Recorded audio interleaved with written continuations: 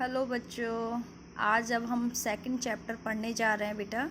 तुलसीदास जी का हम पहले ही पढ़ा चुके हैं जीवन परिचय और कृतित्व के विषय में।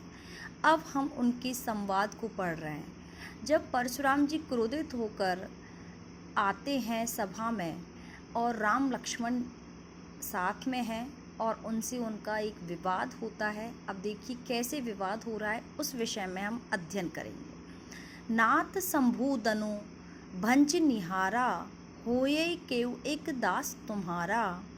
आयशु कहा कहिया किन मोही, सुने रिसाई बोले मुन कोही। नाथ हे स्वामी, हे नाथ, संभूदन यानी शिव के धनुष, शिव धनुष को, भंज निहारा तोड़ने वाले, होये यदि किसी ने शिव धनुष को तोड़ा है, तोड़ने वाला है, तो वो नाथ आपका कोई दास होगा या आपका कोई सेवक होगा। ये भगवान श्री राम ने कहा है परशुराम जी से। होय ही केहू एक दास तुम्हारा, तो आपका कोई दास ही होगा जो शिव धनुष को तोड़ने वाला है। ठीक है। आये सु कहा कही है किन मोही, आप मुझे आज्ञा दीजिए, मुझे क्या करना है। ठीक है। सुनी रिसाई बोले मुन को ही। अब क्या हुआ, इन बातों को सुनकर परशुराम जी क्रोधित हो जाते हैं। मुनि रिसाई बोली मुन को ही। अब वो बोलते हैं, क्या बोल रहे हैं, किनसे? भगवान श्री राम से, क्रोधित स्वर में।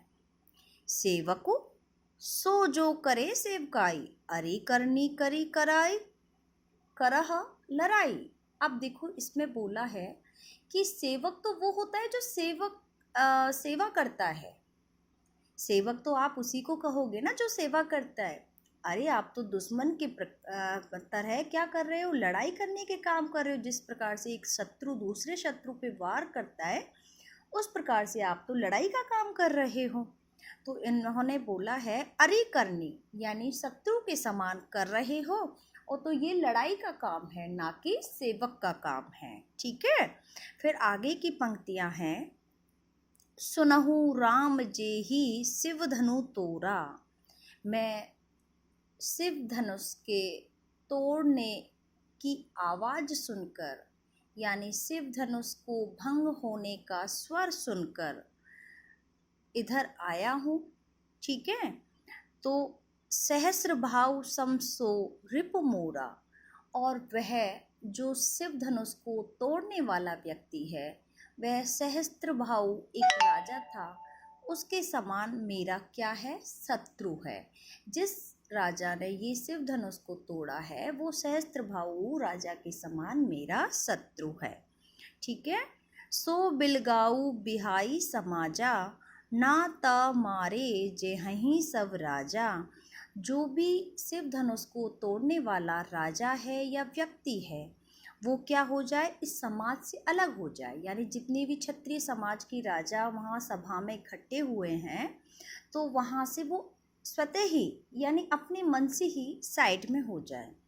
नाते मारे जेहहीं सब राजा, नहीं तो उस व्यक्ति की वजह से, उस दोषी व्यक्ति की वजह से अन्य राजा भी मारे जाएंगे। क्लियर? ओके। अब देखो, सुनी मुनि वचन लखन मुस्कानी। इस प्रकार के वचन कहने पर परशुराम जी के लखन मन ही मन मुस्कुरा रहे हैं।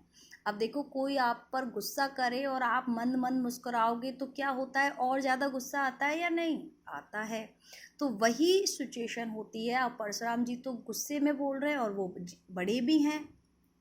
अब क्या हुआ, लखन जी यानी लक्ष्मण जी धीरे धीरे मुस्कुरा रहे हैं उनकी बातों को सुन के। बोले पर सुधर रही अवमाने। अब क्या हुआ, परशुराम जी को अपमान लगा। यदि जैसे आपके पेरेंट्स आपको डांट रहे हो और आप मन मन मुस्कुरा रहे हो, तो उनको क्या लगेगा कि आप उनकी बात को मजाक में ले जा रहे हो, नेगलेक्ट कर रहे हो। तो उसी प्रकार से परशुराम जी के वचनों को सुनकर लखन जी मुस्कुराने लगे, तो परशुराम जी को अपमान महसूस हुआ। दनहुई तोरी, हाँ जी, बहु दनुही तोरी लड़काई।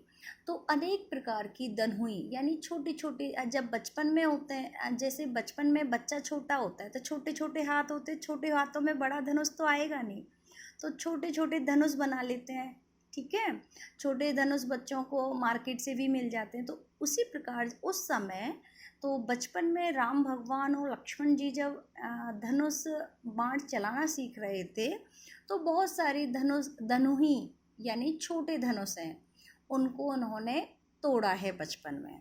तो बहु धनुही तोड़ी लड़काई, हमने अपने बचपन में बहुत सारी धनुही तोड़ी हैं। ठीक है, कभऊ न असी रिस्किन गोसाई, लेकिन आपने तो कभी भी गोसाई या स्वामी जी गोस्वामी, आपने तो कभी हम पर गुस्सा नहीं किया जब हमने इतनी सारी धनुई तोड़ी। तो ये ही धनु पर ममता के ही हेतु, तो इसी धनु पर ऐसी क्या ममता है, ऐसा क्या प्रेम है आपका।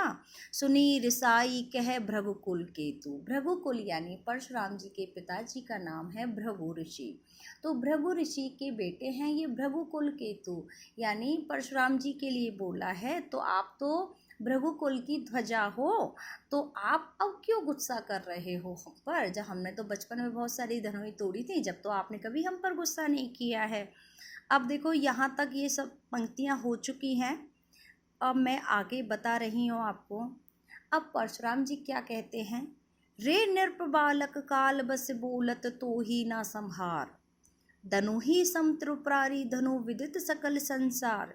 रे, जब हम किसी को संबोधन करते हैं रे हे अरे, ठीक है, तो रे नृप बालक, हे राजपुत्र, काल बस, तुम मृत्यु के अधीन या काल के अधीन हो, बोलत तो ही ना संहार, तो संभल कर नहीं बोल रहे हो, धनु ही समत्रुप्रारी धनु, धनुई भगवान शिव के धनुष के समान नहीं हो सकती।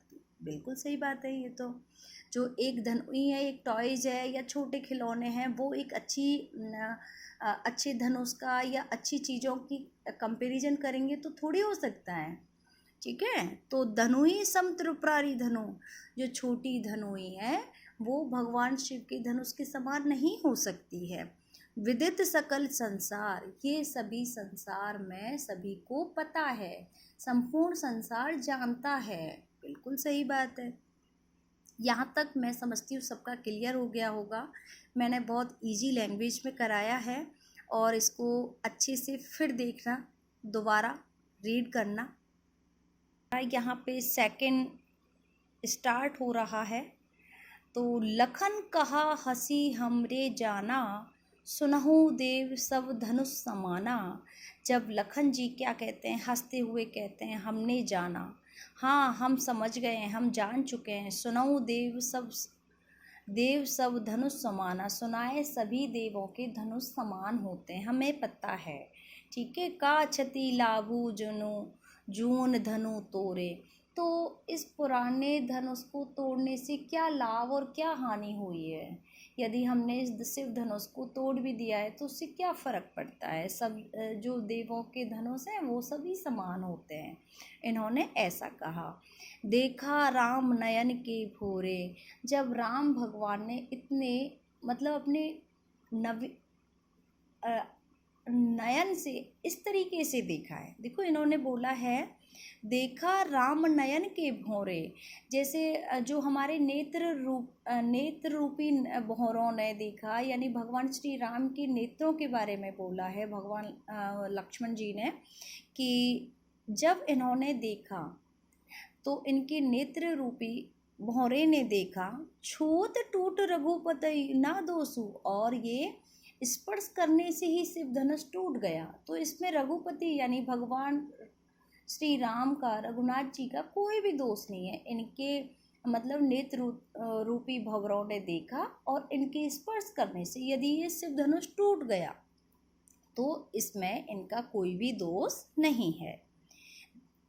मुनि बिनु काज करई कतरोसु, अब मुनि आप तो बिना कारण के ही हम पर क्रोधित हो रहे हो। अब देखो बोले चितई परशु की ओरा, तो इसमें क्या हुआ कि मुनि अपने परशु यानी इनका एक अस्त्र होता है, तो ये अपने परशु की ओर देखते हैं और बोल रहे हैं, रे सट सुनहि स्वभाव न मोरा।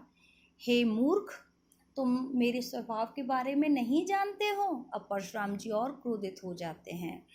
बालकु बोल बदऊ नहीं तोई, मैं बालक समझ के तुमसे बात नहीं कर रहा हूँ, विवाद नहीं कर रहा हूँ। केवल मुनि जड़ जाने ही मोई, सभी व्यक्ति और मुनि क्षत्रिय सभी मुझे बहुत अच्छी तरीके से जानते हैं पूरे संसार में, ठीक है। ऐसा कोई भी नहीं है जो मुझे नहीं जानता है। बाल ब्रह्मचरी अति कोही, क्या आपने मुझे बाल ब्रह्मचारी समझ रखा है? यदि मैंने भगवा वस्त्र पहन रखे हैं तो तुमने क्या मुझे बाल ब्रह्मचारी समझ रखा है?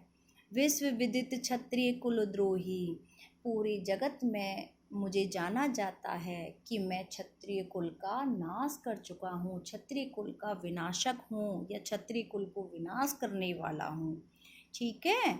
फिर है भुजबल भूमि भूप बिनो किन्हीं, विपुल बार मही देवन दीहनी।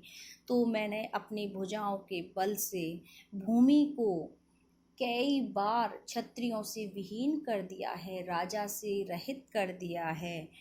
विपुल अनेक बार, मही देवनों मैंने ब्राह्मणों को राज्य सौंपा है, ये सभी जानते हैं। सहस्र बाहु भुज छेद निहारा, सहस्र बाहु नामक एक राज के समान आप भी मेरे एक शत्रु हो, वो इस प्रकार से कह रहे हैं।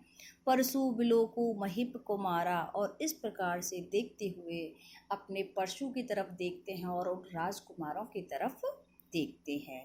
मातु पितई जन सोच बस, करस महिष किशोर, गर्भन के अरबंक दलन, परशु मोर अति घोर। कि आपके मातु पिता को, मतलब माता पिता को मैं शोकवश नहीं करना चाहता, यानी शोक नहीं देना चाहता। यदि मैं तुम्हारी हत्या कर दूं या तुम्हें मार दूंगा तो तुम्हारे माता पिता शोक के वश हो जाएंगे, यानी शोक के अधीन हो जाएंगे।